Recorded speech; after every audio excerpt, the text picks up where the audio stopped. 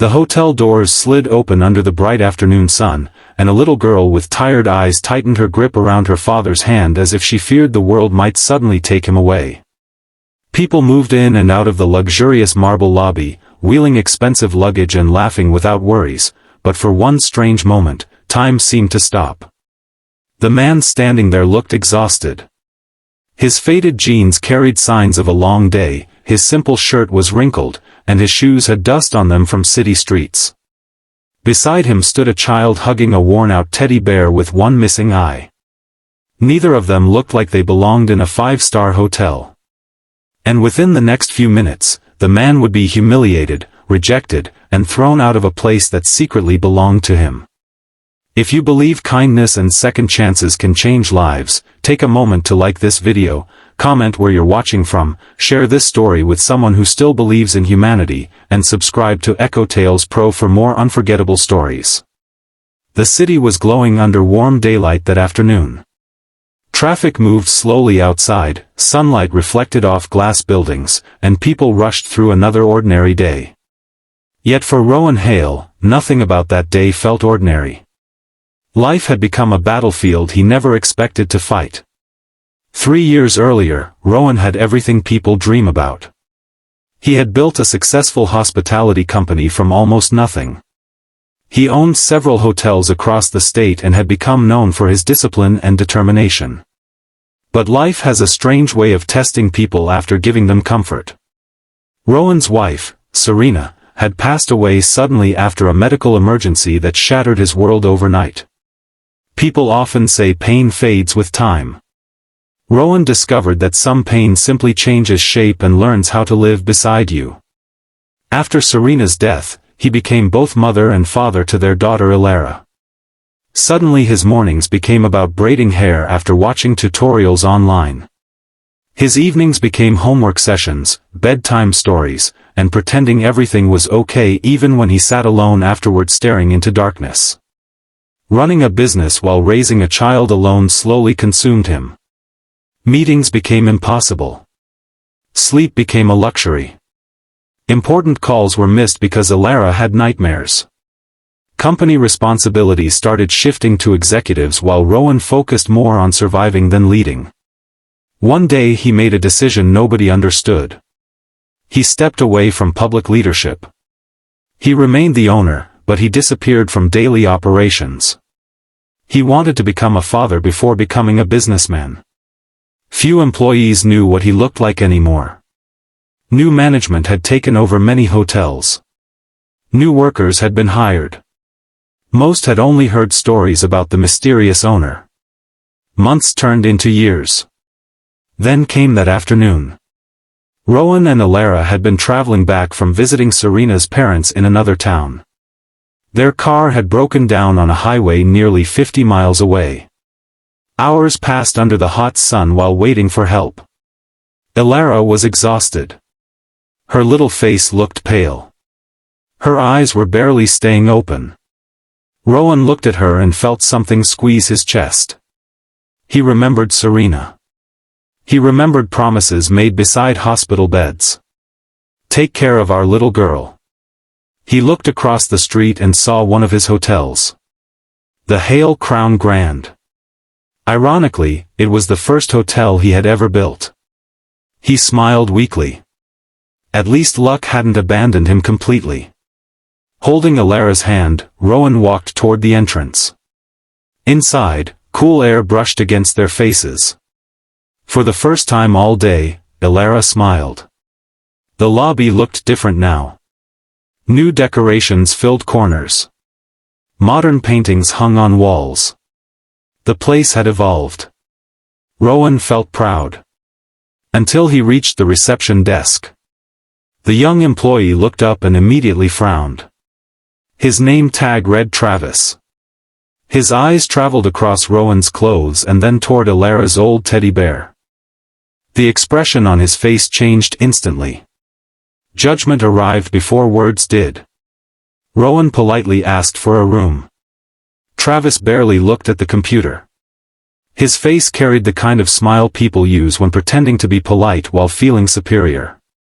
He explained that the hotel was fully booked. Rowan glanced around. The parking area outside had looked nearly empty. He noticed room availability displayed on a side monitor. Several suites were open. Confused, Rowan gently mentioned seeing available rooms. Travis looked irritated. His expression hardened. People nearby started noticing. Another staff member approached. Then another. Whispers began. Rowan felt every eye turning toward him. Elara squeezed his hand tighter. Children understand humiliation even when adults think they don't. Travis implied that some guests tried entering luxury places without being able to pay. His words weren't loud, but they were loud enough. People stared. Rowan felt heat rising into his face. Not because of anger. Because of shame. Shame hurts differently when your child witnesses it. He looked down at Elara. Her eyes had lowered toward the floor. No parent wants their child seeing them treated like they are worth less than others. Rowan could have ended everything immediately. He could have revealed his identity. He could have demanded authority. Instead, he remained calm. Because life had taught him something after losing Serena. Pain should not create more pain. He simply asked if there was someone else he could speak with. Travis became impatient. Security was called. Elara looked frightened. The little girl moved behind her father's leg and clutched her teddy bear. The security guard approached slowly, looking uncomfortable. Then something unexpected happened. An older housekeeping employee walking nearby suddenly froze. Her eyes widened. Her cleaning cart nearly slipped from her hands. Her name was Mireya. She had worked there since the hotel's opening day. Years ago Rowan had helped pay for surgery for her son without telling anyone. Tears instantly filled her eyes. She rushed forward. She stared at Rowan. Then at Elara. Then back at Rowan. The lobby became silent. She asked one question. Was it really him? Rowan smiled gently. The answer appeared before words could. Mireya suddenly began crying. The lobby stared in confusion. Employees looked at one another. Travis looked annoyed. Then concerned. Then terrified. Mireya turned around and asked if they had all lost their minds. She pointed directly toward Rowan. Her voice trembled. She said they were trying to throw out the man who built everything around them. Silence crashed over the lobby. Absolute silence. Travis's face lost all color. One employee dropped a clipboard. Another covered her mouth. Nobody moved.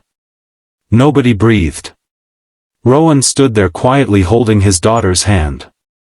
Not angry. Not smiling. Just tired. The general manager came running from upstairs after hearing chaos downstairs. Within minutes panic spread across management. Apologies flooded the lobby. Faces turned pale. Eyes avoided Rowan's. Travis stood frozen. Fear covered him. People expected Rowan to explode. People expected revenge. People expected power. But grief changes people. Single parenthood changes people.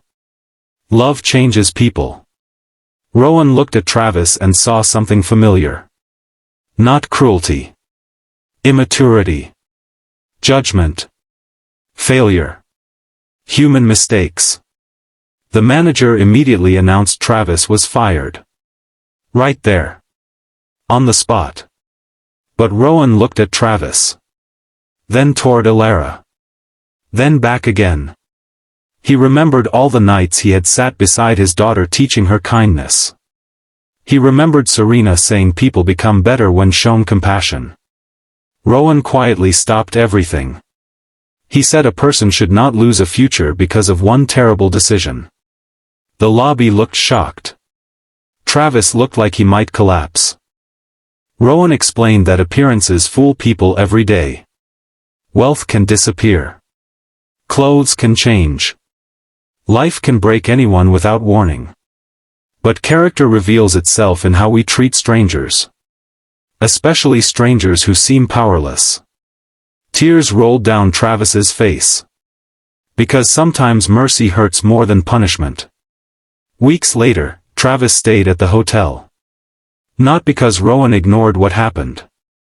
Because Rowan gave him another chance. Training programs changed across every Hale property. Employees were taught empathy before customer service. Months later, Travis became one of the most respectful workers in the company. And every now and then he would kneel beside Alara whenever she visited and ask about her teddy bear. Years later, people forgot the incident. But they remembered its lesson. Because kindness doesn't always arrive wearing expensive suits. Sometimes it arrives exhausted. Sometimes it arrives holding a child's hand. Sometimes it arrives carrying invisible pain. And sometimes the richest person in the room is the one who knows exactly what it feels like to lose everything. Special request: comment below with one word, kindness, if you believe people deserve second chances. As Rowan and Alara walked through the hotel lobby that evening beneath golden daylight shining through giant windows, Alara looked up and asked if bad people could become good people. Rowan smiled. He looked at the sunlight spreading across the floor. Then he squeezed her hand. Because somewhere in life, every person is simply hoping someone gives them a chance to be better. And if this story touched your heart, take a moment to like, comment, share, and subscribe to Echo Tales Pro. Your support helps keep stories of hope, humanity, and second chances alive for people who need them most. Because sometimes a single act of kindness doesn't just save a day. Sometimes it saves a life.